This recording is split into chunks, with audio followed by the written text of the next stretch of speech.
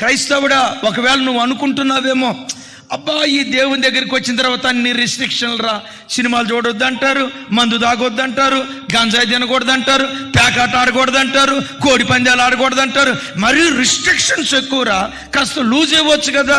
నేనంటా, మిమ్మల్ని అడుగుతా, తాగి తాగి నా బ్రతుకు బాగుపడింది అని ప్రపంచంలో ఎవడైనా చెప్పగలడా? పేకాటాడి నా సంసారం బాగుపడింది, అక్రమ సంబంధాలకు వెళ్ళి నా బ్రతుకు బాగుపడింది, ఆన్లైన్ బెట్టింగ్ ఆడి నా బ్రతుకు బాగుపడిందని ప్రపంచంలో ఎవడైనా ఈ మాట చెప్పగలడా? కొంతమంది అనే మాటలు ఎట్టుంటాయో తెలుసా?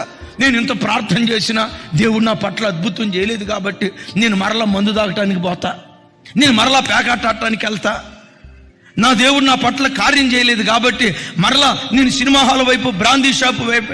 వీడు ఎట్లా ఉంటాడంటే, వీడు యేసు ప్రభుని నమ్ముకొని యేసు ప్రభుని ఏదో బ్రతికిస్తున్నట్లుగా ఫీల్ అవుతాడు మావాడు.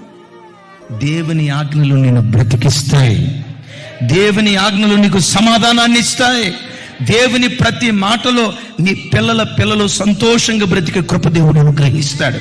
క్రీస్తు ఆజ్ఞల్లో దాగిన భద్రత ప్రపంచంలో